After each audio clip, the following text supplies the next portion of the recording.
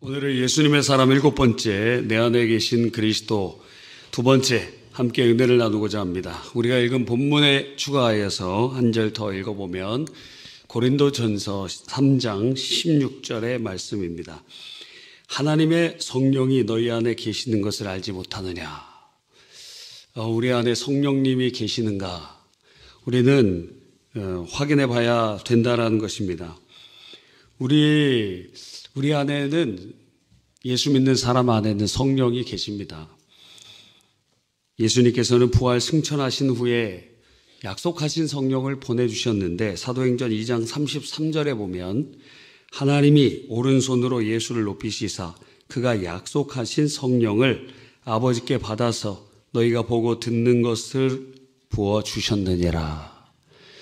마치 어떤 물건처럼 이렇게 부어주셨다 이렇게 되어 있는데, 성령은 어떤 능력이나 그런 것이 아니라 인격을 가지신 참 하나님이십니다. 참 하나님이시요. 그래서 요한계시록에는 성령이 교회들에게 하시는 음성을 들을지어다. 그리고 성령은 아버지의 깊은 것을 통달하시는 분, 그래서 지성이 있고 의지가 있고 그리고 근심하신다 그랬어요. 감정이 있으신, 인격을 가지신 분이시다. 그래서 성경은 분명하게 말씀하고 계시는 것입니다. 그런데 그분이, 성령님이 우리 안에 계시는 것은 그분의 다른 이름이 예수님의 영이시기 때문에 예수님이 우리와 함께 하시는 것과 같다라는 거예요. 예수님은 분명 아버지의 우편에서 만왕의 왕으로 다스리시는데 어떻게 다스리시느냐? 예수님의 영이신 성령을 보내주심을 통하여 그 성령으로 말미암아 다스리고 계시고 임재하고 계시고 역사하고 계시다는 거예요. 우리는 분명히 조금 구분할 수 있어야 됩니다. 그 놀라운 사건이 언제 이루어졌느냐? 오순절 강림 사건을 통해서 바람같이 불같이 주께서 역사하셨습니다. 오순절 날에 바람이 부는 소리 같은 것이 들리더니 각 사람 머리 위에 불의 혀 같은 것이 다 임하게 되었어요. 그러면서 그들이 방언을 하고 그리고 그 방언을 통하여 하나님의 큰 일을 말하게 됩니다. 방언은 크게 2가지에 관한 것을 얘기하는데 하나님의 큰 일과 하나님의 비밀을 이야기한다고 선언되고 있습니다. 그래서 방언의 은사를 받는 것은 너무도 귀한 일이요, 하나님께 축복받는 일입니다. 저도 방언 은사 받기 위해서 수련회 가서 막 새벽까지 기도했는데 다 받았는데 저만 못 받았습니다. 기분 상당히 좋지 않은 가운데 밖에 새벽 2시인가 새벽 3시에 밖에 있는 오뎅과 바나나가 저를 맞이해 줘갖고 실망한 자들에게 간식으로 충만하게. 네. 그래서 선대 목사님이 이런 말씀하셨어요. 수련회 가서 은혜 받으면 베스트인데, 의역하면 그래요. 은혜 받으면 베스트인데 은혜 못 받으면 딴 걸로라도 은혜 받아야 된다. 밥이 맛있든지 뭐 하여튼 뭐든지, 뭐 상품을 받든지 하여튼 뭐든지, 왜 그래야 또 가죠. 근데 예전에는 어떤 교육자님은 막 기도 목이 안 쉬면은 뺀질거린 거예요. 그래서 목이 쉬도록 그냥 계속 기도하게 하고 애들이 그냥 주여 이러고 있으니까 거기 올라타갖고 그냥 막, 와, 지금 같으면 신고될 확률도 상당히 많이 있는데 그렇습니다. 그러면 우리 안에 성령님이 계시는 증거가 무엇입니까? 여러분 안에 성령이 계신지 체크해 보십시오. 첫 번째, 예수님을 주님으로 고백합니다. 고린도전서 12장 3절에 제가 말하면은 화면에 좀 말씀을 띄워주시면 좋을 것 같습니다. 고린도전서 12장 3절에 그러므로 내가 너희에게 알리노니 하나님의 영으로, 그래서 성령은 예수의 영이실 뿐만 아니라 하나님의 영이라고 칭해져요. 하나님의 영으로 말하는 자는 누구든지 예수를 저주할 자라고 하지 아니하고 또 성령으로 아니오고서는 누구든지 예수를 주시라 할 수 없느니라. 이게 무슨 얘기입니까? 당시에 황제 숭배가 이제 흥황하고 있었어요. 아마도 역사 속에 보면은 뭐 옥타비아누스부터 시작됐다, 혹은 줄리어스 시저로부터 시작됐다, 황제 숭배에 관한 얘기입니다. 뭐 여러 의견들이 있지만 그것이 이 고대 근동 지방에서 황제 숭배가 고착화 발전하기 시작하면서, 왜냐하면 고대 근동에는 특별히 이집트 이런 데는 파라오가 신이다 뭐 그런 개념들이 많았잖아요. 그런 것이 침투해 왔는지는 정확히 모르지만 하여튼 황제를 신으로 여기기 시작합니다. 점점 황제 숭배가 그냥 존경과 충성을 맹세하는 것이 아니라 신이 되는 겁니다. 인도에서도 3억 3천의 신이 있고 그 사당 중에 하나가 십몇 년 전에 트럼프 사당도 있어요. 트럼프 사당. 트럼프를 신으로 믿는 겁니다. 야, 여러분, 신이 되는 학교도 있습니다. 거기 신학교처럼 신학교 나와갖고 자기가 신이 되는 거예요. 한 5년인가 10년 전에 자기가 뭐 신이라고 얘기하는 어떤 사람인데 추종자가 30만에서 50만 명입니다. 그런데 어떤 문제를 발생해서 감옥에 들어갔는데 그 추종자들이 감옥 앞에서 차 다 뒤집어 엎고 화염병 던지고 뭐 막 그런 일들이 일어나는 모습들도 봅니다. 황제 숭배에 관한 것, 이것은 신앙의 문제가 되었어요. 충성의 문제가 아니고 신앙의 문제가 되었고, 황제 숭배를 하지 않는다는 이유로 예수 믿는 사람들이 죽임을 당했습니다. 그래서 이 얘기는 내가 예수님이 나의 주님이십니다 그냥 입술로 고백하는 게 아니라 바로 그런 자리에서 주님을 저주할 자라고 부인하지 못하고 오직 예수님이 나의 주님이시라고 고백하며 순교의 자리에서도 그렇게 고백할 수 있다는 것이 기본적인 의미입니다. 그래서 내가 예수님을 주님이라고 부릅니다.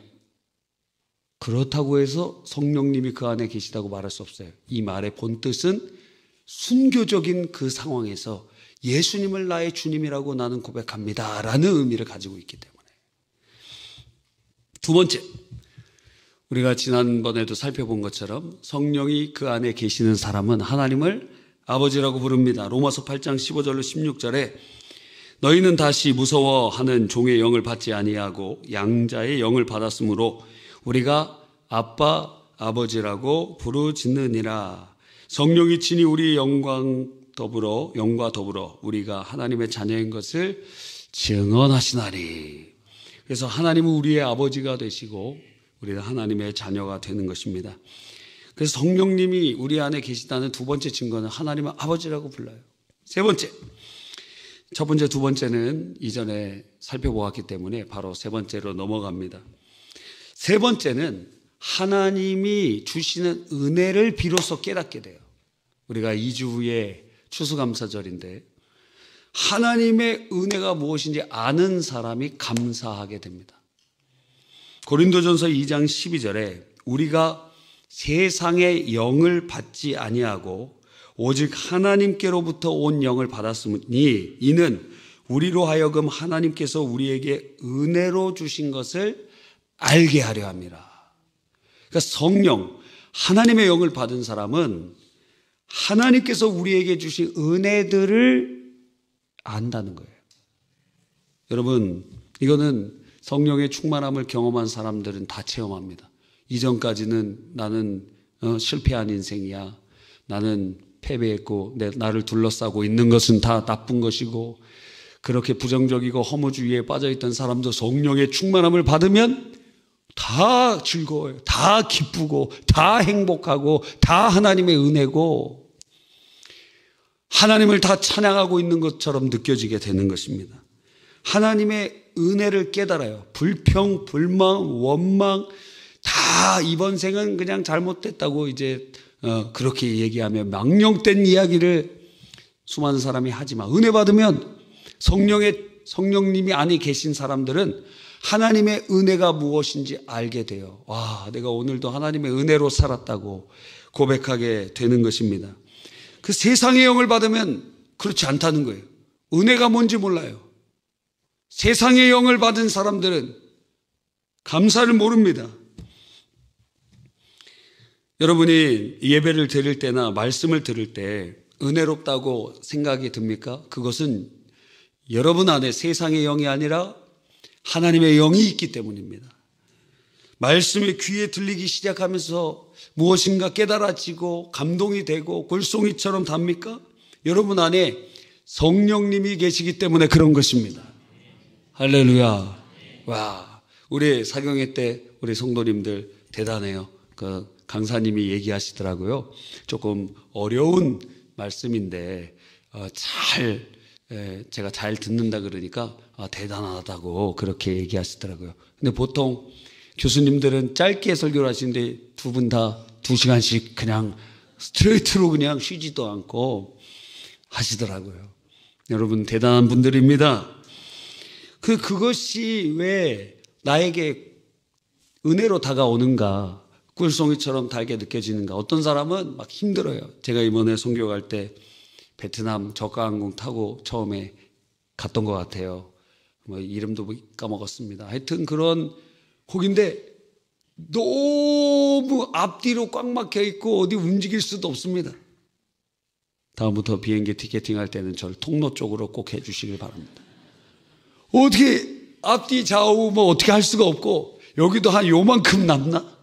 와, 근데 어떤 사람은 그런데도 뒤로 제끼는 사람이 있더라고요. 질식할 뻔했어요. 그런데 그거는 두 번째고 뭐가 제일 힘들었느냐? 엉덩이가 너무 아픈 겁니다. 엉덩이가 진짜 이렇게 아플 수가 있나? 저는 엉덩이가 튼실한 사람인데 그래서 엉덩이가 안 아프거든요. 그렇게 아픈 거예요. 그래서 잠을 자다가 깼습니다. 그래서 잠이 안 와요. 막 너무 아파갖고. 그거 어떻게 했는지 아십니까? 기도를 했어요. 살려주세요. 주님 살려주세요. 엉덩이가 너무 아파요. 예, 실제 얘기를 하는 것입니다. 너무 아파갖고. 근데 또 잤어요. 와, 또 하나님의 은혜입니다. 여러분, 성령께서 모든 게 은혜라는 것을 깨닫게 돼요. 찬송도 있잖아요. 모든 것이 은혜, 은혜, 은혜, 한없는 은혜. 내 삶에 당연한 것 하나도 없었던 것은 모든 것이 은혜, 은혜였소. 이게 과거형으로 끝나지 않고 현재형, 미래형으로 계속되게 되는 것입니다. 할렐루야. 그래서 다 감사해요. 직장에서 직장 상사, 저것 때문에 나 사직해야지. 그냥 다 뒤집어 엎고 할까? 근데 은혜 받고 나면은 그것도 은혜라고 깨달아집니다. 하나님께서 나를 성장시키기 위한 교관으로 세워놓으셨구나. 감사하다. 그냥 다 감사해요. 다 감사해요. 이야. 네 번째로 우리 안에 성령님이 계시다는 증거는 용서와 사랑의 마음이 생깁니다. 오늘 대표 기도도 하셨잖아요. 용서하는 마음. 와, 됩니까? 되느냐고요. 요한일서 4장 12절로 13절에 어느 때나 하나님을 본 사람이 없으되 만일 우리가 서로 사랑하면 하나님이 우리 안에 거하시고 그의 사랑이 우리 안에 온전히 이루어지느니라. 그의 성령을 우리에게 주심으로 우리가 그의 안에 거하고 그가 우리 안에 거하시는 줄 아느니라. 사랑하면. 근데 가해자가 있습니다. 가해자는 나쁜 사람이에요. 도덕적으로 법적으로도 나쁜 사람이에요. 그런 사람 벌 받아야지. 맞습니까? 맞습니다. 벌 받아야지. 그런데 성경을 읽으면 그리고 주기도문 외우면 어떻게 해요? 우리가 우리에게 죄진 자를 사하여 준 것 같이 우리의 죄를 사하여 주옵소서. 되게 어렵잖아요. 누가복음에는 우리가 모든 사람을 용서하오니 우리의 죄를 용서해 주십시오라고 되어 있습니다. 정말로 예수님을 주님으로 믿는 사람, 성령님이 우리 안에 거하시는 사람은 우리의 이성과 감정으로는 전혀 용서되지 않는 그 사람을 용서하라고 마음을 주신다는 거예요. 그런 마음이 전혀 없었는데, 그리고 그거는 도리에도 맞지 않고 공의에도 맞지 않습니다. 그런데 주님이 용서하라고 말씀해 주시는 거예요.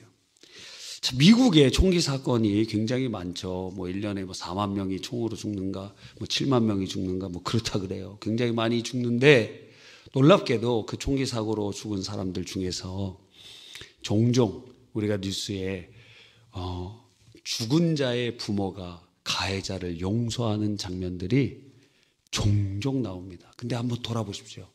여러분이 전 세계 뉴스 중에 미국 제외하고 그런 뉴스가 나오는 곳이 있는가? 물론 언론사들이 미국 뉴스만 보기 때문에 그럴 수도 있습니다. 그런데 그 미국의 그 사람들 다 거의 예수 믿는 사람들이에요. 예수 믿기 때문에 자기 아들 총에 맞아 죽었어요. 스웨덴에서 어떤 캠프가 열렸습니다. 어린이 캠프, 청소년 캠프였어요. 근데 그 사회주의자들이 하는 캠프였어요. 그래서 사회주의자들에 관해서 굉장히 극혐하는 어떤 사람이 이 산 언덕에서 그 애들이 이렇게 나오고 움직이고 가는 것을 조준 사격을 해서 20몇 명인가를 죽였어요. 그게 뭐 얼마 안 된 얘기입니다. 10년인가 20년 전 그 내용입니다. 근데 그 사람 사형을 안 시키더라고. 그리고 스웨덴인가 어디 거기는 감옥이 우리 원룸보다 더 좋게 되어 있습니다. 이게 맞나 하는 생각이 들어요. 분명히 가해자가 있습니다. 여러분의 삶 속에 가해자가 있어요. 그 사람 벌 받아야 돼요. 그게 공의예요. 그런데 공의를 넘는 주의 사랑이 용서하라고 하실 때가 있다라는 거예요. 그거는 우리 마음에서 발원된 게 아니고 우리 안에 계신 성령으로 발원된 것입니다. 다섯 번째, 성령의 근심을 깨닫게 됩니다. 이전에는 죄를 지어도 아무렇지 않았는데 이제는 무엇인가 하나님의 말씀에 불순종하면 성령님의 근심하심과 그리고 그런 것들이 느껴지는 것입니다. 에베소서 4장 30절에 보면 하나님의 성령을 근심하지 말라. 그 안에서 너희가 구원의 날까지 인치심을 받았느니라. 성령께서 분노하신다고 안 돼 있고 근심하신다고 되어 있어요. 우리가 우리 안에 성령님이 계시면 우리는 하나님의 목전에서 범죄하는 것이거든요. 그러면 그것은 하나님의 진노의 대상인데 성령이 근심하신다고 말씀하세요. 근심하세요. 이거는 마치 부모가 자녀를 보면서 자녀가 비행 청소년이 되고 그러면 얼마나 부모의 마음이 힘들겠습니까? 그죠? 자녀들이 저도 중학교 다니고 고등학교 이렇게 다닐 때 비행 청소년들이 있습니다. 저희 동네에 사는 어떤 애도 집도 잘 사는데 걔가 뭐가 잘못됐는지 얘기는 하지 않지만 얼굴도 잘생겼어요. 이름도 아는데 제가 여러분도 관련돼 있는 사람일까 봐 얘기는 하지 못합니다. 잘생겼어요. 그런데 걔가 문제를 막 일으킵니다. 그러면서 부모님한테 땡깡 부려요. 오토바이 사달라고. 집 부자거든. 오토바이 사달라고 막 그래요. 그러면서 점점 곁길로 가게 됩니다. 여러분, 그러면 그 모습을 보면 어떨 때는 자녀를 때리기도 하는데 이제 중학생 이상 되면 어떻게 되죠? 중학생 이상 되면은 이제는 부모 말도 안 듣고 그리고 자기가 다 할 수 있는 것처럼 착각하면서 이제는 훈육도 안 들어요. 그러면 어떻게 합니까? 부모님이 근심하는 거예요. 근심하는 거예요. 그것을 부모의 근심을 깨닫게 될 정도 됐으면 그 사람은 철들은 거죠. 부모님이 근심하는 것을 느끼는 자, 철드느냐. 여러분 철들었습니까? 성령이 계신 사람들은 성령의 근심이 느껴져요. 성령님이 근심하는 것이 느껴집니다. 주일 성수 안 하면은 어때요? 다른 사람 좋지. 주일날 잠자고 그냥 해도 전혀 마음에 꺼리낌이 없습니다. 우리 학생들, 우리 청소년들 예배가 오후 3시예요. 아무리 잠을 늦게 자도 3시까지는 안 자지 않겠어요? 근데 놀라운 사실은 3시 넘어서 일어나는 애들도 있다라는 거예요. 5시, 6시, 7시에 자갖고 밤새 게임하고 TV 보고 혹은 공부하고 비율은 다르겠지만 하여튼 그래요. 그래서 3시에 있는데도 자서 못 오는 애들이 있다는 거예요. 중간에 깨고 다시 자는 게 아닙니다. 놀라운 일입니다.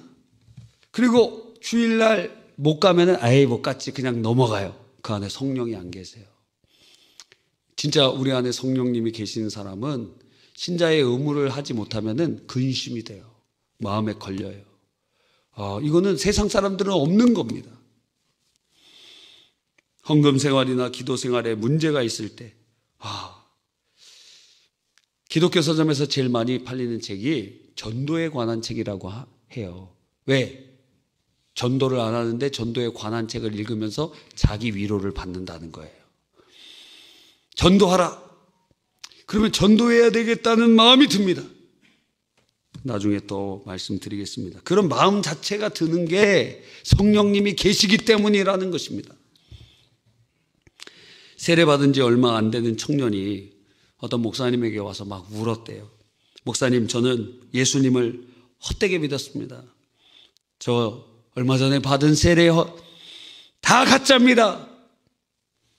그 청년이 세례받을 때 마음에 결심을 했다 그래요. 모든 죄된 청산을 생활을 청산하리라. 직장 회식에 절대 참석하지 않으리라.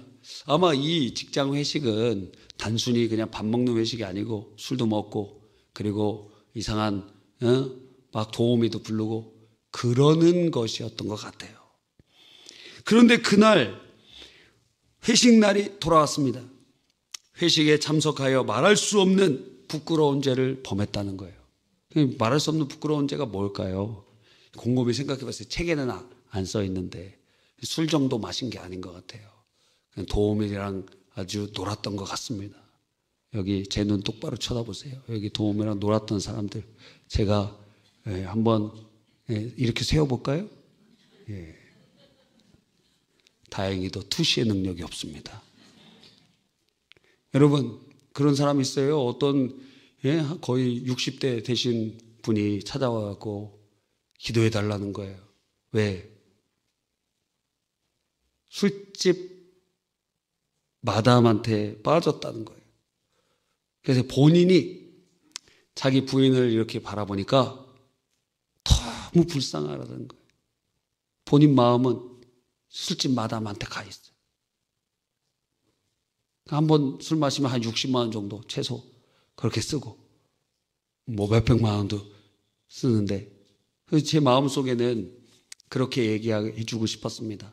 그 여자는 당신을 돈으로 보고 있습니다. 그런데 그분은 본인이 잘못된 것을 알고 있을까요? 없을까요?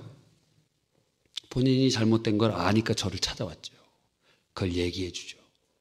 그래서 기도를 해줬습니다. 기도를 해줬는데 갑자기 악한 영이 막 탁 튀어나오는 거예요. 그때 다 쫓아내지 못했습니다. 탁 튀어나오기만 하더라고. 여러분, 이 청년이 이제 주님을 세례를 받고 옛사람은 죽었다고 결단하면서 이렇게 회식 가운데 부패한 그러한 전례와 전통 관련돼서 빠지지 않고 청산하리라고 했는데 부끄러운 죄를 저지르게 되었다는 것입니다. 청년은 그 일로 말미암아 깊은 좌절감과 낙심에 빠져 있었습니다. 그때 그 목사님이 청년에게 물었습니다. 자네가 이렇게 괴로워하는 이유가 무엇입니까? 오늘 자네와 함께 그 자리에 있었던 다른 사람도 그렇게 괴로워하던가요? 그랬더니 그 청년이 얘기하기를 아니요. 그들은 아주 재미봤다고 집에서 쿨쿨 자고 있습니다. 그런데 왜 청년은 괴롭습니까? 그것은 바로 청년 안에 계신 성령이 근심하시기 때문입니다. 그 청년은 그래서 에베소서 4장 30절을 읽으라고 그렇게 말씀해 주셨대요. 에베소서 4장 30절은 이렇습니다. 하나님의 성령을 근심하게 하지 말라. 그 안에서 너희가 구원의 날까지 인치심을 받았느니라. 이 말씀을 읽어보라고 해서 집에 가서 읽었는데 성령님 내 안에 계셔서 내가 범죄할 때 주님 근심하셨구나. 이게 나의 근심이 아니고 주님의 근심이었구나 하는 것을 깨달아 펑펑 울며 회개했다는 것입니다. 여러분 안에 죄질 때 나 참 재미봤다. 와, 나 오늘 즐거움을 누렸다. 그렇다면 그 안에 성령이 계시지 않습니다. 성령이 계신 사람은 죄에 넘어져도 즐겁지가 않습니다. 죄를 범해 죄에 넘어질 수도 있어요. 그런데 괴롭습니다. 내가 왜 이게 이렇게 넘어질까 하고 말이죠. 여섯 번째, 성령님이 계신 사람은 하나님의 소원을 품습니다. 빌립보서 2장 13절에 보니까 너희 안에 행하시는 이는 하나님이시니 자기의 기쁘신 뜻을 위하여 너희에게 소원을 두고 행하게 하시나니. 주님의 꿈을 꾸게 돼요. 내 꿈을 꿨던 사람들이거든요. 우리는 우리의 꿈과 우리의 비전을 꾸었던 사람들이거든요. 우리의 학생들은 모르겠지만 옛날에는 서로 사랑하는 사람들한테 이렇게 얘기했어요. 내 꿈 꿔. 헤어질 때 내 꿈 꿔.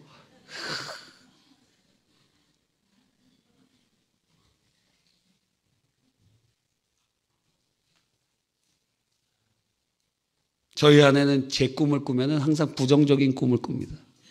남편에 대한 큰 신뢰가 없는 것 같아요. 예, 제가 사랑을 더 해줘야 될 것 같습니다. 예, 항상 저는 모른 척하는 남자로 등장해요. 모른 척한테 모른 척. 신뢰감을 못 주고 있는 것 같습니다. 여러분, 하나님의 꿈이 내 꿈이 되는 것입니다. 이전엔 그런 게 없었어요. 그런데 주님을 위하여 쓰임받고 싶어집니다. 왜? 성령님이 우리 안에 계시기 때문에. 하나님의 나라를 위해서 쓰임받고 싶습니다. 옛날엔 돈이나 많이 벌고 높은 자리에 올라가고 영향력 있는 권력 있는 사람 되고 싶고 유명인 인플루언서 되고 싶었는데, 그런데 그게 아닙니다. 매일 구독자 수나 확인하고 있고 오늘 몇 명 들었나 막 이렇게 확인해봐요. 한 명 줄으면 누가 언팔했어 막 그러고 막 찾아보고. 초라한 인생 되지 말라 이거예요. 하나님의 꿈이 나의 꿈이 돼요. 하나님의 비전이 나의 비전이 돼요. 할렐루야. 아무도 강요한 게 아닙니다. 누가 주입해 준 것도 아닙니다. 하나님의 꿈이 나의 꿈이 되고 하나님의 비전이 나의 비전이 되고 내가 주를 위하여 쓰임받고 싶고. 그래서 어떤 목사님이 어떤 신학생 때 40 넘어선가 50 넘어선가 이제 목회를 신학교를 들어가고 그러는데, 이제 목사님이 돼도 나이가 많잖아요. 신대원 가보면 그런 분들이 많습니다. 50대 60대도 있고 장로님들도 막 오시고 막 여러 나이 많으신 분도 계세요. 저희 동기 중에도 중령인 분이 있어요. 중령. 당시 중령이었는데 이제 신학교 오시고 그러는 분들도 계셨습니다. 그런데 그분이 이렇게 기도한다는 거예요. 하나님, 저는 나이도 많고 아무것도 잘 모르지만 혹시 주님의 일을 감당하다가 누군가 힘들다고 어렵다고 못한다고 그렇게 하는 사람이 있으면 그곳에 그 사람 대신 저를 사용하여 주십시오. 저는 잘하는 것도 아무것도 없지만 주를 위해 쓰임받고 싶습니다. 여러분, 누가 강요한 게 아닙니다. 예전에도 말씀드린 것처럼 어떤 분이 조그만 아기가 2명인가 3명 있었는데 그분이 은혜를 받았어요. 그랬더니 옛날에는 교회에 방석이 있었잖아요. 방석에. 근데 그 방석 안에는 스펀지 같은 게 있고 겉에는 헝겊으로 되어 있습니다. 그리고 어떤 거는 자크 형식으로 되어 있기도 하고 그냥 이렇게 씌우는 형식으로 되어 있기도 하고. 근데 방석을 빠는 사람들이 별로 없어요. 누가 빱니까? 아무도 안 빱니다. 그런데 그분이 방석 다 빨고 교회에 있는, 옛날에는 그렇게 교회에 이불이 많았어요. 요즘에는 교회에 이불이 없죠? 옛날엔 교회에 그렇게 이불이 많았어요. 그 밍크 이불인가? 그런 거 있잖아요. 거기 이불이 호랑이 그럼 교회에도 호랑이 그럼 돼 있고 용 그림 없는 게 다행입니다. 제일 싫어했어요. 저는. 지금도 극세사 그 이불은 저는 안 덮고 아내 덮으라고 합니다. 왜? 교회에서 하도 그런 이불들을 많이 이렇게 경험해갖고 거기 먼지가 사이사이에 껴있고 막. 그래 이불이 많은 거는 교회가 뭐 춥기도 하지만 그거 덮어 쓰고 기도하는 사람이 많았고 그런 이유죠. 그 이불들 다 빨간 이불 아시죠? 빨갛고 뒤에는 그림 있고 막 제일 싫어. 그런데 그 이불을 다 빨더라고요. 다 빨고 혼자서. 누가 시켰습니까? 작은 일이라도 주님의 일을 하고 싶은 마음이 드는 거예요. 할렐루야. 아멘.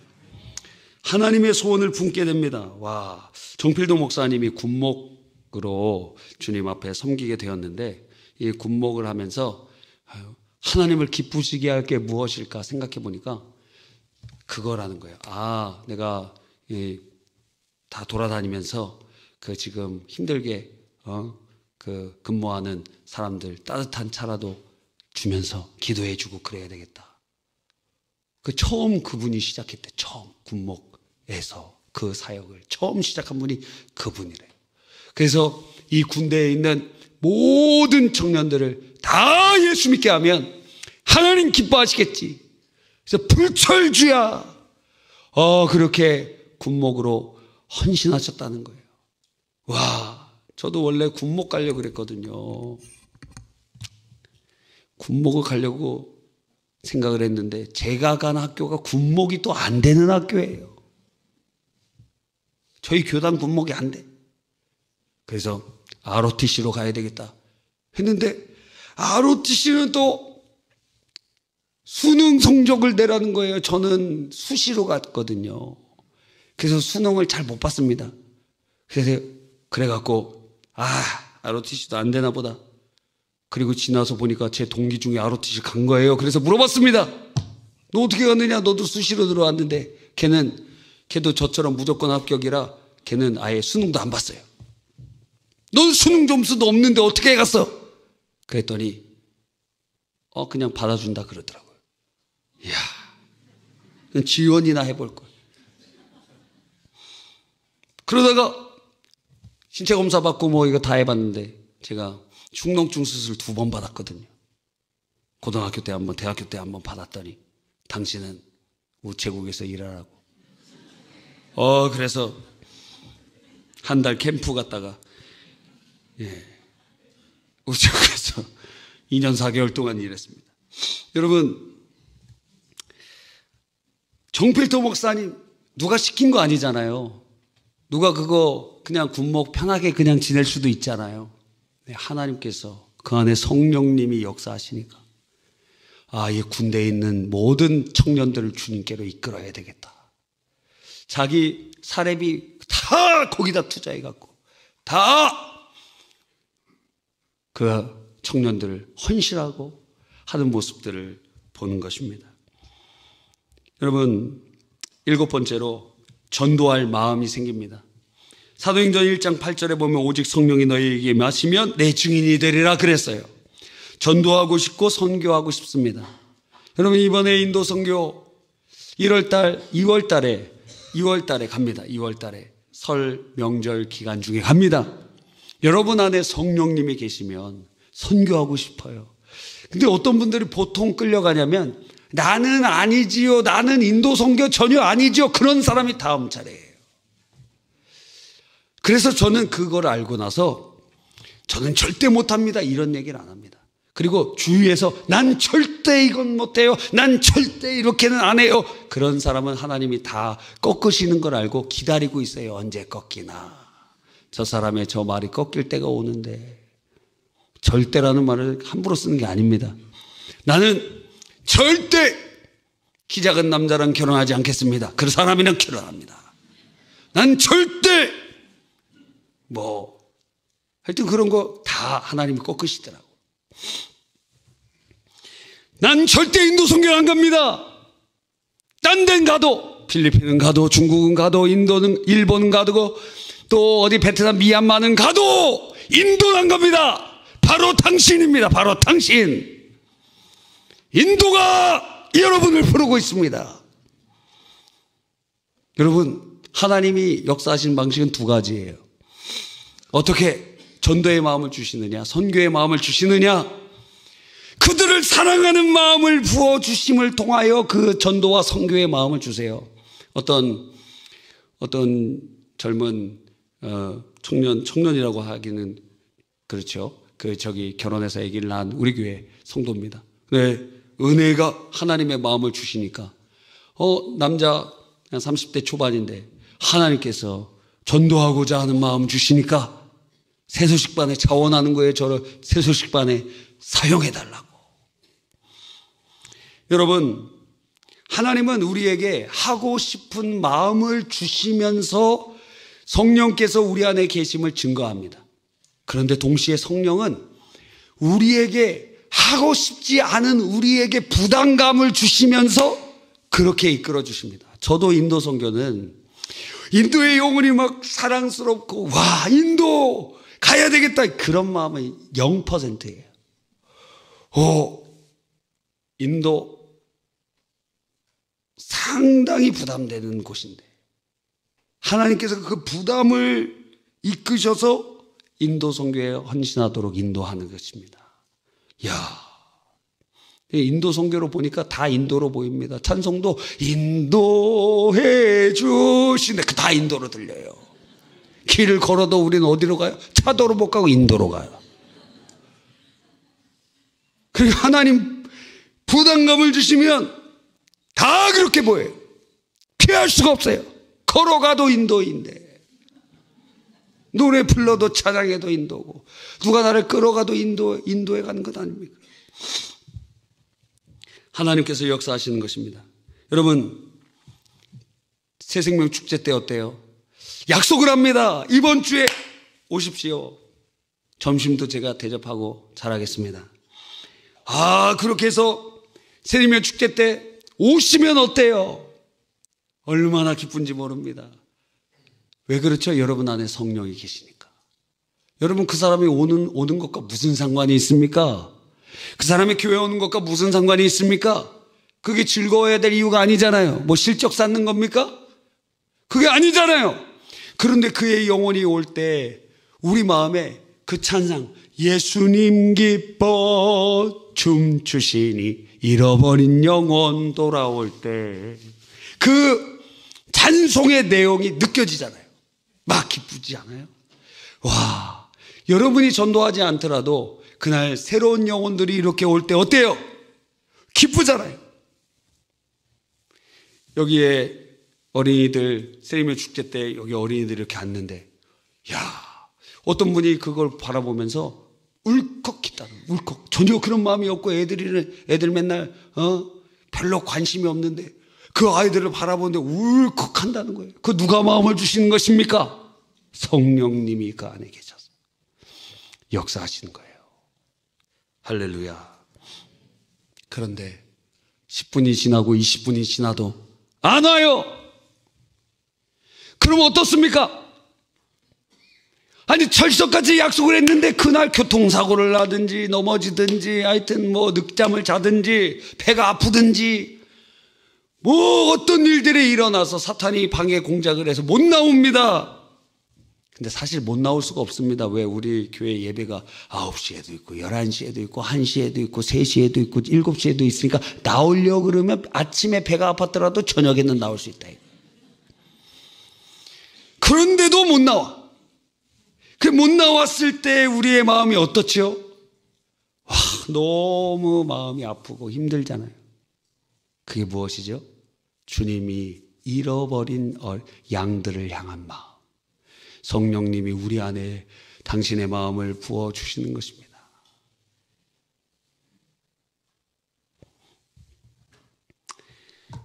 중고등부 사역자 때 이렇게 1층에서 안내를 쓰면서 애들이 오나 안 오나 출석부를 보면서 체크를 합니다. 그때 당시에는 하나님 복 주셔서 애들이 많이 올 때는, 중등부 제가 담임이었거든요. 그때는 막 한 110명, 120명 이렇게도 오고, 막 전도 축제할 때는 많이 올 때 뭐 500명도 왔어요. 꽉 차도 꽉 차게. 하나님 기적이죠. 하나님 역사죠. 근데 이제 평소에 오는 수는 100명에서 90명에서 110명 그 사이였어요. 근데 많이 올 때는 막 116명, 120명 이렇게도 오더라고요. 감사해요. 너무 감사해요. 근데 어느 날 이렇게 보면은 애가 와야 되는데 안 와. 그럼 어떻게 합니까? 전화합니다. 전화해. 어디냐고. 빨리 오라고. 근데 전화도 안 받아요. 그러면서 얘들이 와서 하나님 만나고 예배 드려야 되는데. 여러분, 그렇게 열심히 한다고 교회에서 사례비 더 주는 것도 아닙니다. 알아주는 것도 아니에요. 왜 그럴까? 왜 그렇게 했을까요? 그 하나님의 마음이 우리 안에 있으니까 주님의 자녀들이 주님께로 오기를 원하고 그런 마음을 부어주시는 것 아닐까요? 여러분, 성령님이 우리 안에 계시면 이러한 여러 가지의 모습들이 나타나게 되는 것입니다. 여러분 안에는 성령님이 계십니까? 오늘 한 7가지 정도 얘기했어요. 훨씬 더 많이 있지만 우리 안에 분명히 성령님이 계신 것 같아요. 그렇죠? 성령이 우리 안에 계십니다. 성령이 계시는 자의 확실한 보증이 무엇인지 아십니까? 축복. 로마서 8장 11절에 화면 한번 찾아주세요. 로마서 8장 11절에 이렇게 되어 있습니다. 여러분 안에 성령님이 이제 계시는 것이 느껴지죠? 그러면 읽어봅시다. 시작. 예수를 죽은 자 가운데 살리신 이의 영이 너희 안에 거하시면 그리스도 예수를 죽은 자 가운데서 살리신 이가 너희 안에 거하시는 그의 영으로 말미암아 너희 죽을 몸도 살리시리라. 여러분, 우리 안에 성령이 거하시는 사람들, 예수님이 부활하신 것처럼 우리를 영원한 생명과 부활의 영광으로 이끌어 주신다는 거예요. 그래서 성령은 구원의 인침표라고도 우리에게 말씀하고 있습니다. 여러분 안에 성령이 계시면 여러분에겐 영생이 있는 것이요. 여러분 안에 성령님이 계시면 여러분은 부활의 영광에 이르게 될 것이요. 여러분의 안에 성령님이 계시면 여러분은 하나님의 놀라운 은혜 안에 있음을 우리는 고백하게 되는 것입니다. 그러니까 흔들리지 마십시오. 좌절하지 마십시오. 여러분 안에 성령님 계십니다. 그분은 여러분을 통하여 역사하실 것입니다. 좌절과 낭만과 어려움 가운데서도 전능하신 그분의 영이 여러분과 함께 하시면 여러분은 그 어떤 상황도 역전할 수 있어요. 전인적 치유 수양회 때 말씀을 전하면서 점점 성령님에 대해서 깨닫게 하시는데 그 중에 하나가 무엇이냐면 이것입니다. 구약 시대에는 아주 특별한 사람에게만 특정 시간에만 성령이 역사하셨어요. 그리고 떠나셔요. 그런데 이제는 신약 시대에는 모든 예수 믿는 자 안에 성령님이 거하십니다.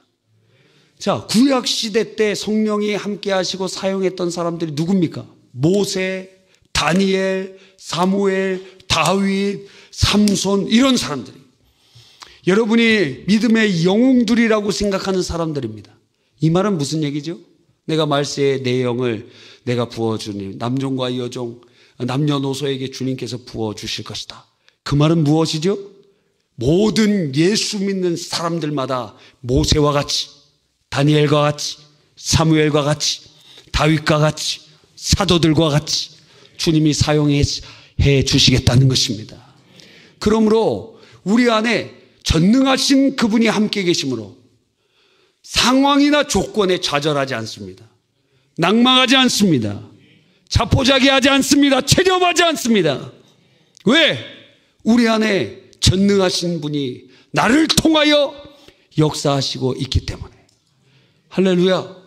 여러분은 21세기의 모세요, 다니엘이요, 다윗이요, 사도들과 같이 하나님께서 사용해 주실 줄 믿는 것입니다.